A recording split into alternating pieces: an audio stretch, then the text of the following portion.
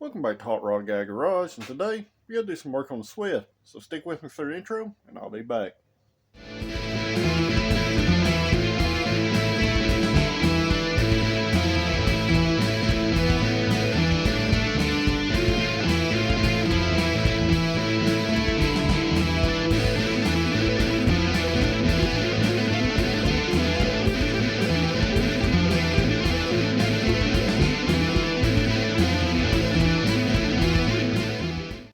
So at this point, it's started getting pretty late in the day, and it's Saturday, and I've got a bunch of stuff I need to do on the Swift to get it up to be safe.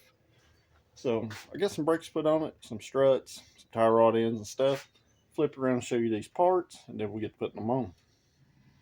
So in this video, we got to put two front struts on. I got a timing belt, alternator belt, cam seals, and crank seal. Got front caliper pistons, front caliper rebuild kits, oil filter, oil change stuff, step change transmission, front and rear brake pads with rear hardware, inner tie rods, sway bar end links, outer tie rod ends, and 4 rotors. So, may not seem like a lot, but that timing belt will lead up a ton of time, especially with 4-cylinder and dual overhead cam. It's real tight on this passenger side. So, let's get busy.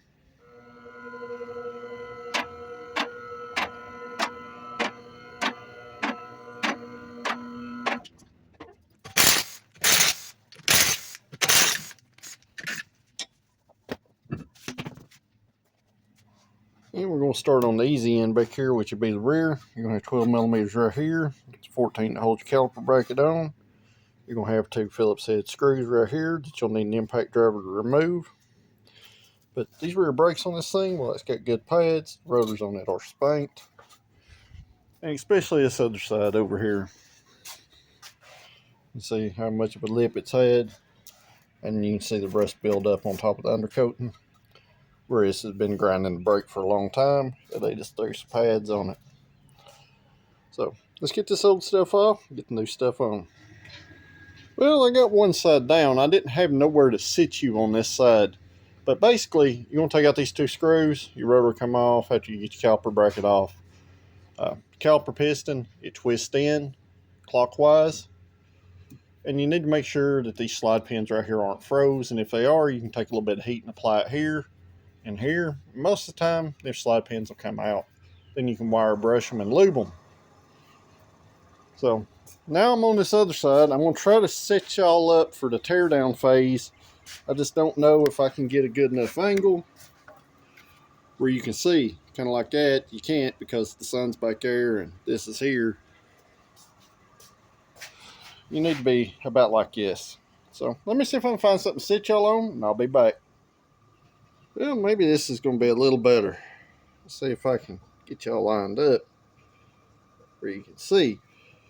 So, like I was saying, you got 2 12 millimeters to hold the caliper onto the bracket. You got to get those off.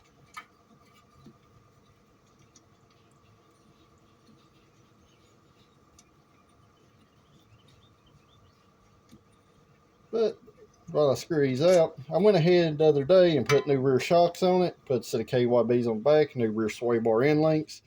Other than that, the rear suspension looks pretty good. It's probably going to have some toe link bushings eventually. But for now, they look okay. But anytime you pull your caliper off, you always want to make sure it's not leaking. This one is a little damp. Problem is, probably not going to be able to get a caliper for it today. But even though these pads are good, they've been riding on this old 8-up rotor. So let's see what we end up with. So our next step is going to be this caliper bracket. These are 14 millimeters.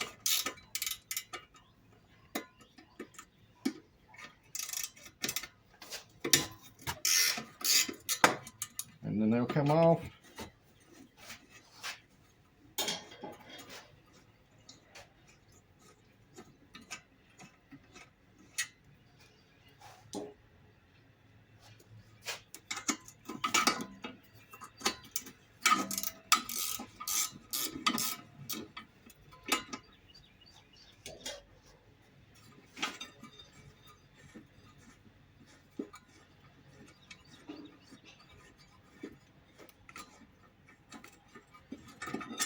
The big thing you want to watch for, you want to make sure these slide pins aren't froze up. And these are very, very sticky. And these will cause uneven pad wear if they're froze up. As you see, I'm barely move them. So let's take this up here, put a little heat on it, get these out, get them cleaned up. But first, let's get this rotor off. I sprayed that brake caliper boot out with a little brake cleaner because it did have a little fluid in there. It could have been from before where they pad slapped this thing because the rotor was ate up. The piston could have been out far enough it was leaking. But get these rotor screws loose. You need something like this impact driver. You can get cheaper versions of this. This one is a Mac Tools. That's the part number. I really like this one because of the grip up here. But usually, just a gentle tap. These things come loose with an impact driver. Get the screws out and get your rotor off.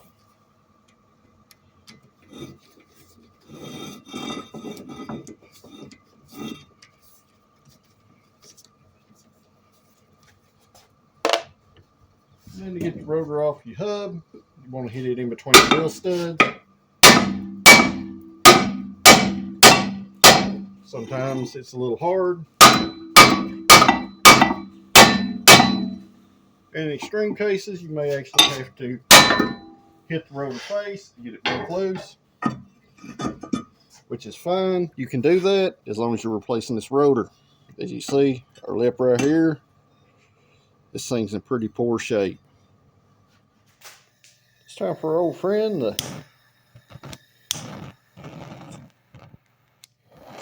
propane torch. So, you'll be careful not to burn the rubber up here. Just want to get some heat in these.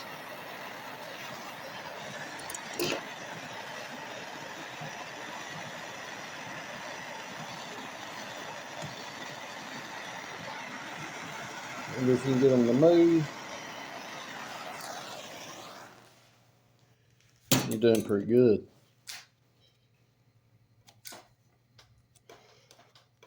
The big thing is you want to make sure you don't burn your rubber grommets. You want to get them peeled back.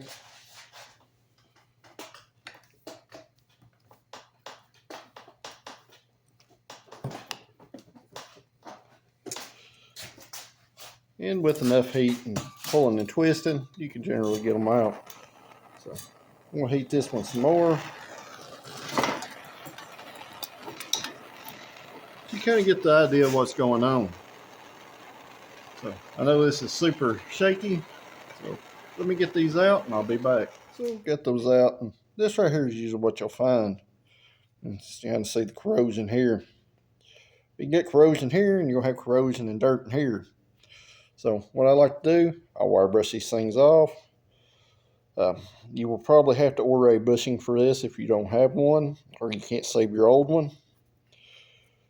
But make sure you wire brush these things clean.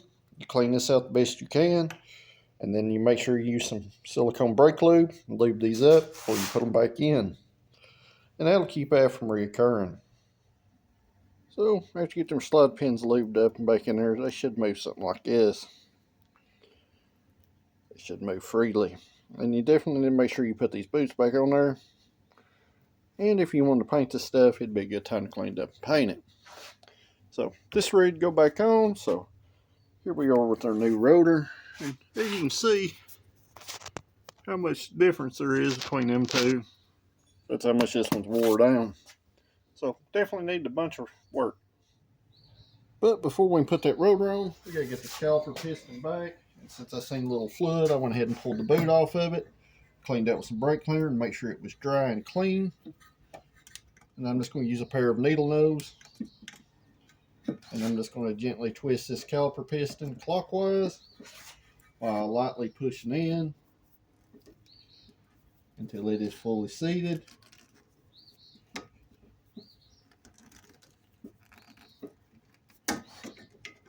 And that'll also let me see if there's any fluid that seeps out during this process. Note, these do not go all the way 100% all the way back, but they do screw most of the way in, and you should have about 2 fingers worth of space there. So since I don't have a caliper for this and I can't get one today, I've got to reassemble this boot back on there, and we're just going to let it ride, and we'll check it here in a day or two and make sure we don't have no flood in there. So if you see something like that, go ahead and replace your caliper or get a rebuild kit and replace that inner seal. Knowing the rotor and condition it was, this caliper was probably overextended and the fluid was just trapped inside this boot. Considering there's no wetness on the bottom side here or down the back side. Alright, so I got that caliper seal back in. I'll hang my rotor on here. Find my 2 screws. Drop them in the floor.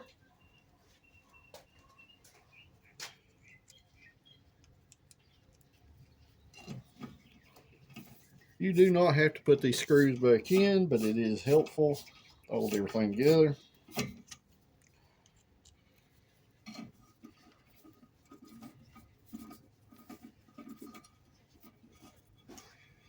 But they don't have to be He-Man tight.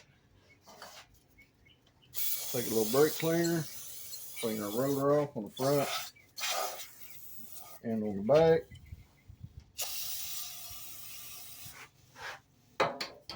Give it a good wipe down. Rotate it.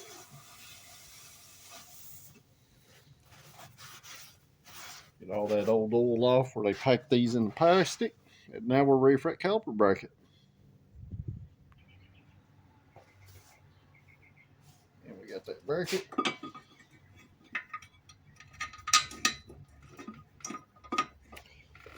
Sharp eye might notice that I put a little anti-seize on the hardware. Even though I have new hardware over there, I do not replace it unless I absolutely have to, because the factory stuff is of better quality than all these Chinese stamped out hardware kits. So if you're missing a piece, use the replacement stuff. If you get all the factory stuff and it's in good shape, clean it up and reuse it. So that's what I prefer to do. You can do it however you wish. So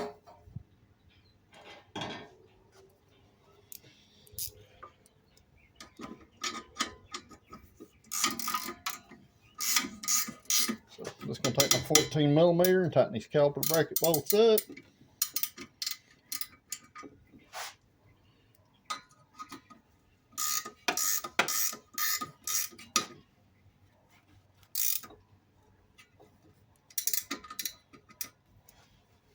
If you don't have a set of these extra long ratchet wrenches with the swivel head, these are actually a cheaper set. They're made by Mountain. Really highly suggest getting a set because they work really well. So I'm going to put my brake pads in.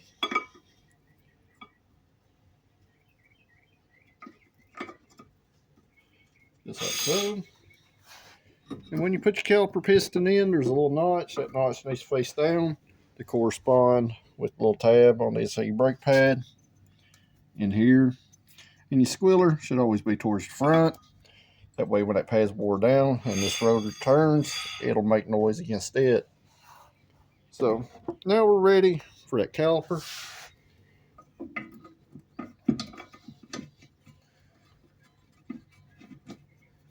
Sometimes you just have to hold your mouth right, especially when they have a parking brake cable and stuff attached to them. Sometimes they're a little hard to get the bolt started. But always hand start these.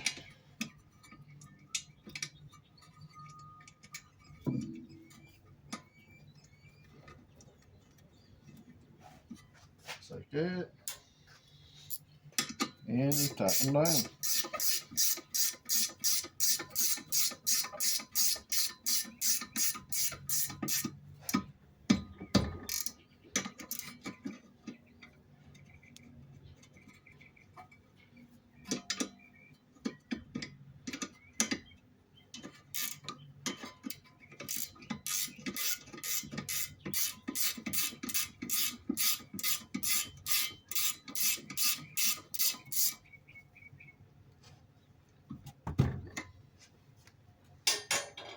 And just like that, that's how you do the rear brakes. So at this point, I'm going to leave this wheel off because I am going to bleed these brakes because I have to rebuild front calipers. I'm going to spray a little penetrating oil on my bleeder screw up here. And this thing does need some undercoating in the wheel well. The only rust I found in the car so far is a little hole right here where it said sit there. I went ahead and wire brushed it and sprayed some paint on it. But so far, looks like a pretty decent solid car. Just need a bunch of maintenance stuff. And alright, while we're here, I went ahead and put new lower control arms on it. I got new sway bar end links over there, new inner and outer tie rod ends, because the tie rod, I know you can't see it because I'm shaking with the tie rod, but the inner tie rod end on these are shot. And a big thing, when people talk about frame horn rust on these Metros or the Suzuki Swiss, this is the area that rots out. If you have any kind of rust or corrosion here, guys, you have a ticking time bomb. If you're starting to get rust, it's time to treat it. And there is an access hole. There is a clip for this plastic cover right here, and you can get in there and try to blow as much dirt and sand and salt out of there as you can. And you can buy like an Eastwood internal frame coat that comes with a hose, and you can actually coat that in there to prevent rust in the future. This car seems good and solid. So we'll start with the brakes. I'll probably go ahead and put one of the struts on this side and the inner and outer tie rod in before we move to the other. Or I may just do the brakes first. So let's see what we get into and see how the day goes. I will go from there. But basically, this is your front brakes. It's going to be the same as the rear, except these are going to be 14s here, and they're going to be 17s on the bracket. So I don't have a 17 millimeter down here with me, so we'll take these 14s loose first. And while I did get the stuff to rebuild both front calipers, if this one looks good, I'll save that stuff for later and as a spare, because these caliper pistons and seals for the Swift calipers are getting hard to find. So if you get that loose, that should just pull right off, but that's not always the case. Sometimes you may have to take a little bar, press that piston slightly, and then it'll come off. This caliper looks good and dry. You also want to check your hardware. I don't know if you said inner tie rod moving,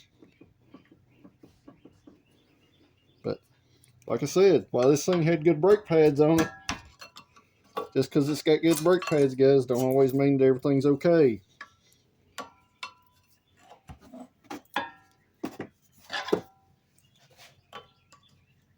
So, like the fronts here, they're rusted into the hardware because nobody cleaned the hardware up when they put these pads on here. And our slide pins are both froze, which would explain a lot of the bad feeling pedal on this car that I don't like. So I'm going to pause this. I'm going to go up there and get me a 17 millimeter wrench. I'm going to knock this pad out of here and I'll be back. So I like never got that outer pad out because it was really froze in there. Did I mention how much I like these flex headed ratchet wrenches? Because they make stuff like these brake caliper bolts, which if you were using just a regular ratchet would be kind of challenging. But with this, they come right loose.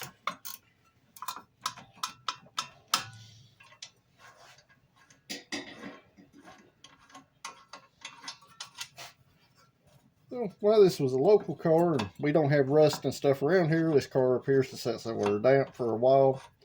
Probably in some grass or under some trees. So, get that bracket off. Like I said, our slide pins. This one moves a little bit, but that bottom one's completely frozen. So, now we're going to get them screws out. I've done soaked them in penetrating oil. Got my impact driver. Break them loose. Once they're broke loose, they should screw right out.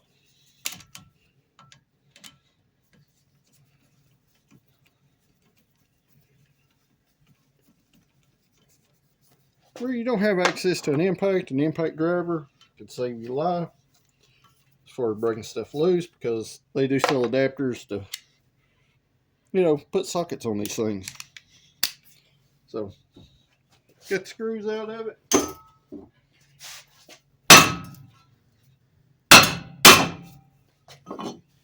Since I'm not reusing these rotors, just smack them on the face and they come right loose. And as you can see, these things are spanked. They get a big old lip on them. They're not no good anymore. So let's get our new stuff out and get this old stuff cleaned up. I'm gonna get them slide pins out of this caliper bracket. I'm not gonna make you watch me do that again since I showed you on the rear. And we'll be ready to go back together. So we're ready for our rotor.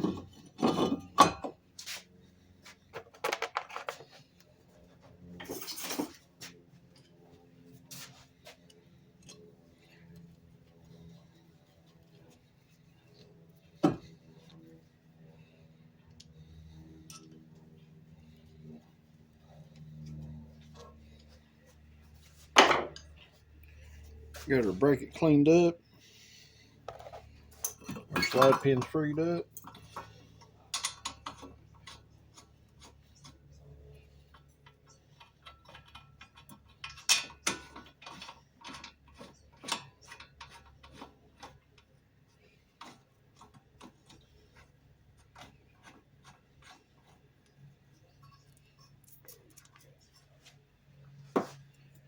And pretty much, guys, we're at the point where just reassembling what we already took apart.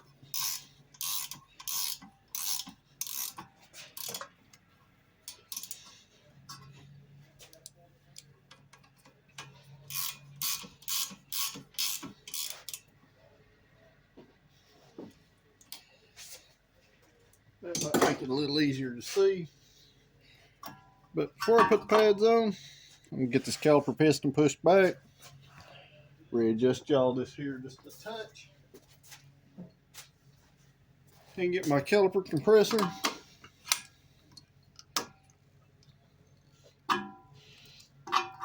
Push the caliper in, just like that. And let me get my new brake pads and I'll be back. And a helpful tip, keep them pads from rusting in your hardware. Just take your little anti-seize, put it on the metal contact areas. Less is more in this case, meaning you don't want a bunch of it on there.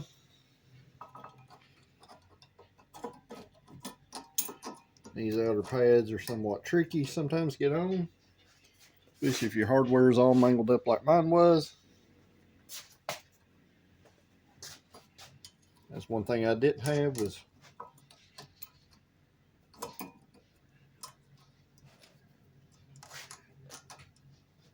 new front hardware.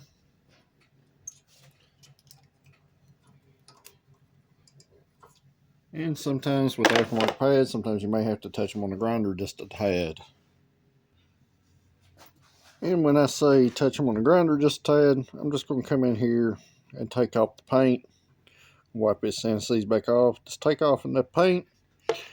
See if that helps it slide in there. You want those pads to move freely. So got our pads cleaned up, and as you see, you want them to move freely at these hardware, but you don't want to have play. So got them cleaned up. Now it's time to get the caliper stuff on it, and I'll be back. So basically what I'm saying, guys, don't get frustrated if your pads don't fit. Step back and figure out why. So got our caliper pushed back.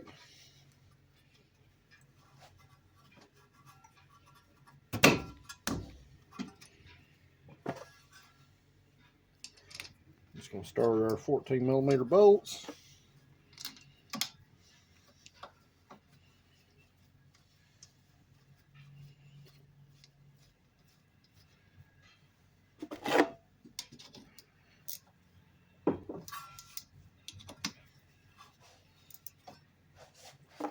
And just like that, our front brakes are done. I'm gonna go ahead and spray me a little penetrating oil on this bleeder screw. And then I'm gonna move on to the other side. I'm not gonna bore you with watching me do the other side brakes, but I will come in when it's time to rebuild that caliper. So guys, if you like this video and you like more working and less talking, I guess. I had a few people complain about my intro and, talking head. Well, it's hard for me to explain some stuff sometimes when I'm facing the other way with the camera. It makes it easier. So if you like this video, make sure you comment down below, hit that like button, and most important, if you're not a subscriber and you're watching this, hit that subscribe button. And I'll be back here in just a few minutes when it's time to rebuild this driver's side caliper. Yes, I figured I better cover removing this caliper. So what I'm going to use is a brake line clamp like this. A piece of fluid flow off back here. And your brake line is a 14 millimeter and it is located directly in the center right here. You're going to remove that line and you're going to have two copper washers, one on each side of the bolt. Then from there, you're just going to remove this caliper like normal with your other two 14 millimeter bolts. And you're going to lose some fluid, so make sure that you have a pan or something under it. So let me get this caliper off and I'll be back. Alright, so we got a caliper here. We'll start off with this, pushing this boot back right here. Since we're replacing this piston, we don't have to worry about scarring it up. The caliper piston will pull out. The reason why the seals leak, you see this rust buildup right here that cuts that seal that's inside this caliper over time. Your dust boot will pull off just like this. And on the inside, and here I'll show you here in just a moment, there's another seal right in here. I know it's kind of hard to see. There's a little lip seal just right inside here.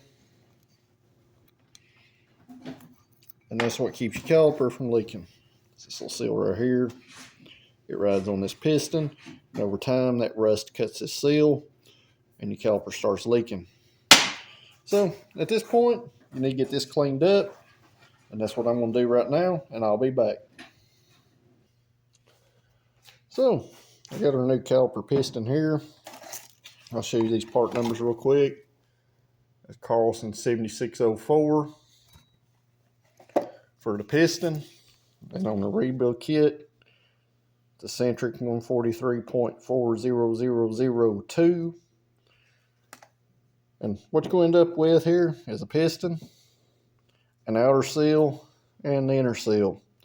You want this stuff as clean as you possibly can get it. And if you have any rust inside the spore, you want to clean it out the best you can. Ideally, you need to use a hone. I went in here with a wire brush to clean the grooves out best I could. Sometimes it's almost impossible to get them perfect. But you want this as clean as possible because any dirt on this piston or on this seal will make this caliper re-leak. So basically, when it goes in there, you get this inner seal like this, and then your dust seal sits on the outside, which I got it upside down, but it sits on the outside like this. So let's get this thing put together. So the first thing I'm going to do, I'm going to take a little bit of clean brake fluid, and I'm going to pour it in the cap here. You want to make sure that your hands are clean, which mine don't look clean, but they are. I just washed them. And I'm going to take and I'm going to wet this seal all the way around with clean brake fluid. Do not use any kind of other lube on this, only brake fluid. And this seal goes in the second groove in here. I'm sure you can see it in the video there. That seal goes in there like that. Now I'm going to take some more of this brake fluid. I'm going to rub it around in this bore. Make sure everything is lubricated. And your next seal is going to be your outer seal here. And it's going to just sit in here like this. And it's got its own little groove down in there that you need to make sure it's in. Once it's in its groove,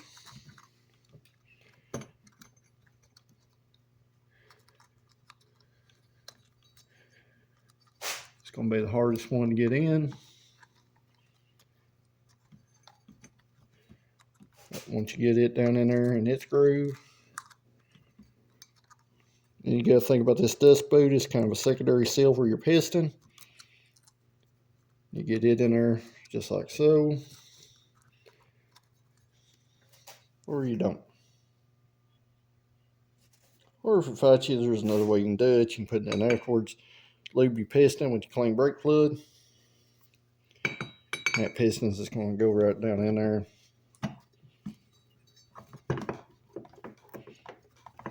Into your new seal. Should without a whole lot of fuss.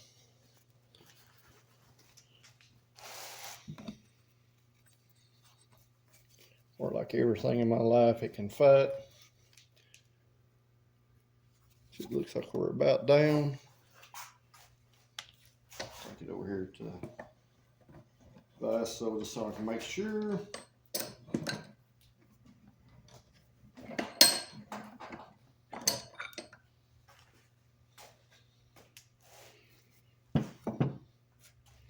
Get that piston in there. And your dust seal. You may have to take a pocket screwdriver. Because these things are fun to mess with if you've ever messed with them. This outer seal, dust boot, is fun. This is not the easiest option to doing this. Your easier option would have been to buy a reman caliper. Then you could just bolt it right on. But sometimes that option is not available, and I could not get one of these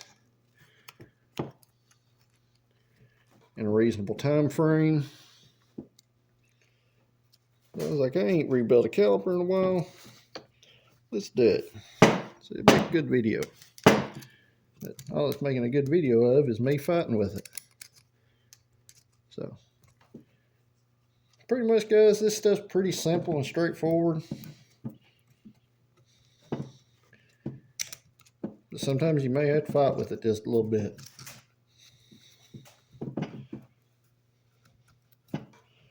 And it's always in them areas that are tight. But basically, you're just pushing this into 2 grooves down through here. And once it's in its grooves, it's in there. Just like so. So you can poke around at it all day long.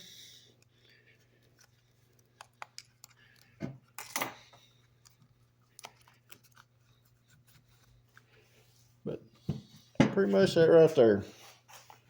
So won't know until we get pressurized if it's going to leak, but that right there, got that seal, is why the oven was leaking. So at this point, your brakes are all bled. Flushed all brake fluid out of it. I know you can't see it up there, but the fluid's clean in it. So everything looks pretty good there. So now it's time to move on to either the sway bar end links, the tie rod ends, or the struts. So let me decide which one I'm doing, and I'll be back. So what we're going to do, we're going to start out with the inner and outer tie rod ends and move on to that sway bar end link in there too. So the first thing you got to do is remove your old cotter pan. Should come out like that. This should be a 17 millimeter. And it is.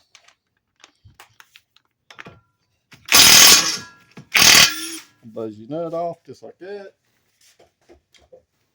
Most of the time you can take your little bang bang here.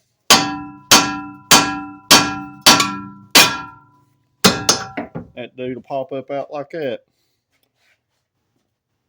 So what if you're probably wondering, since putting inners and outers on it, why I didn't brush the lock nut loose, I'll do that device. But you can hear it play there. So let's lift this car on up where we get this rack boot off, and I'll show you how to get them loose. So this is going to be a little hard for me to show, but basically this has got wire tied around it right here. You're going to hear you're going to clip this wire off, this boot will push back. So let me get that off here because I can't hold the camera and cut this off at the same time, but I'll be right back. And with your boot pulled back, I know this is kind of blurry, but this is your outer tie rod right here. You got two flats on here. They sell a tool to remove this, but you can also use a pipe wrench to get it loose. That's what I'm going to do here. Unfortunately, I'm not going to be able to show you doing that, but it just threads in there, guys. But once you get that tie rod in broke loose, it's going to loosen towards the motor. You can see that it just screws right off just like that. You're left with a stud. So, got that down there. What wears out in here, these have little plastic bushings. That's where you get your play. The reason why I didn't disassemble this inner and outer, I'll show you right now. Since I'm doing both sides, I want to take the tie rod in for the other side, and I'm going to set it to the length of my passenger side one. You want to make sure it's flush here, and you stud line up here. That'll get your alignment close enough to get you to the alignment shop. So basically what I'm doing, I'm making a dummy tie rod in. That way I'd bust this one apart, get my boot off here, get ready to install it in the car. So this is exactly why I do this way. That way I can stand these tie rod ends up until they fit perfectly together up here. As you can see, I done transferred my boot onto my other new tie rod. And when it comes time to do the passenger side, I'll just use the other old one since it comes apart easy. I'll do the same thing over there, but now I'm ready to get the rack inside cleaned up a little bit and get some Loctite on it, and I'll reinstall it. Alright, you're going to have to kind of bear with me here. But I put some red Loctite on my threads right there because you don't want this to come apart in the case that maybe you just didn't get it quite tight enough. But you definitely want to Loctite this.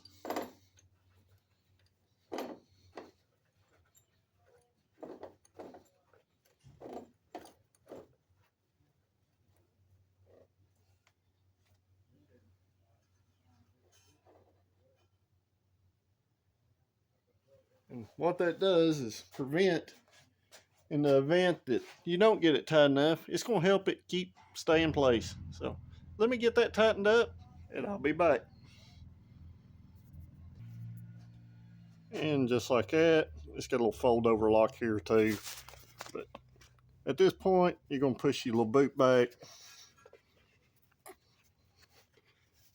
You take you a zip tie or some tie wire. Once it's back over here, put it around here. You'll be good. So, stuff don't always have to be scary as it looks like, guys. They're pretty easy to get loose. Most of the time, you're just fighting to get it broke loose. Other than that, you're just going to match up your lengths, and that'll get you close enough, like I said, to get you to the alignment shop. So, I'm going to get this put back together. I'll be back when we move on to sway bar links.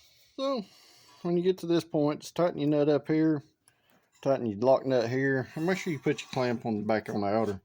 But after you do that, you will have absolutely no play. And probably good for another 150,000 miles. So, let's get that little sway bar end link down there changed. Then we'll move to the other side, get the other inner tie rod in, and the last thing I'm going to do are these struts. Alright, this is going to be one of them cases where it's going to be impossible for me to show you how to put the sway bar end links on. But the aftermarket's got a bigger nut. It's a 13 down here and a 17 up here. Your factory one's going to be a 14 millimeter here and 12 down here.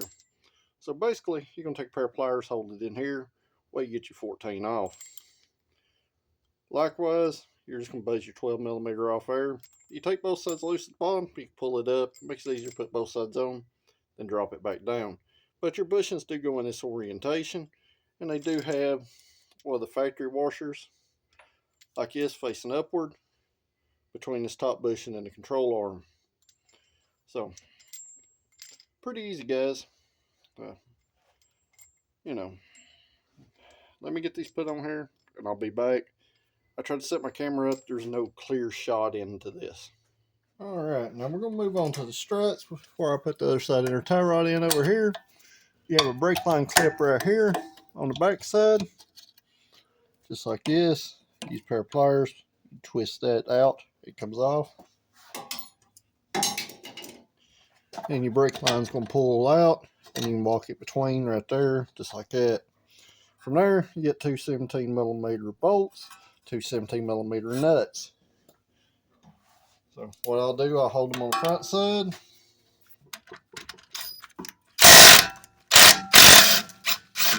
and use an impact to take them off on the back side.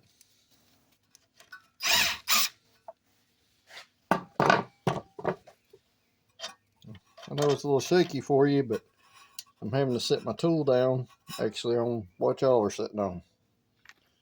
So you need to support something under the control arm before you take the top bolt out, but you're going to have a lock nut, well, a lock washer, a nut, and a bolt. This will go through your spindle like this with the washer on the nut side.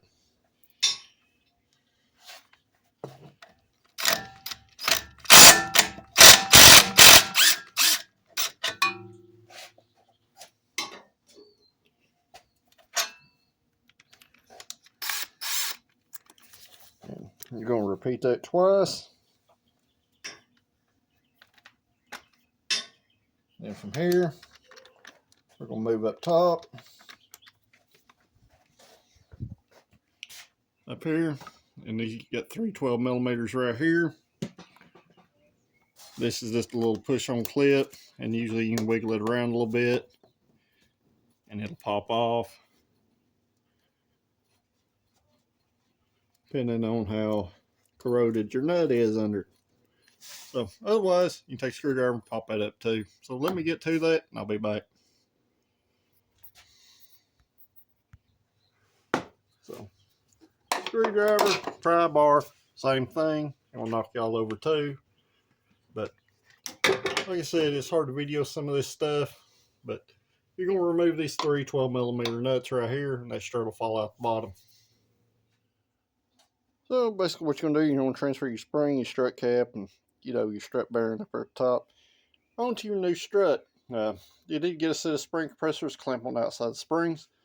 The reason why I didn't show that, I did this a rather sketchy way, which involved me just pulling down on top of it and having somebody else start the nut.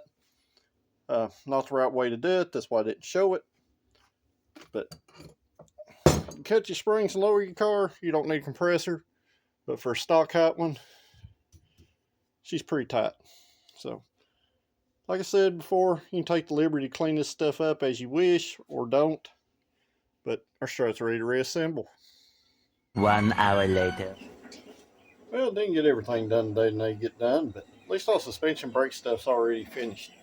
So I finished up by putting that strut back in there, put the inner and outer tie rod in on the driver's side, and just done a general bolt check. So all that's left now is put time belt, cam, crank seals in it, and change the oil and transmission fluid, and we should be up to a good, reliable, usable, safe car. So if you like this video, make sure you hit that like button. Make sure you comment down below to help YouTube pick it up on their algorithm. And most importantly, if you're not a subscriber and you're new to the channel watching this, make sure you hit that subscribe button also. So until the next one, guys, I'll see you at the next one. And thanks for watching as usual.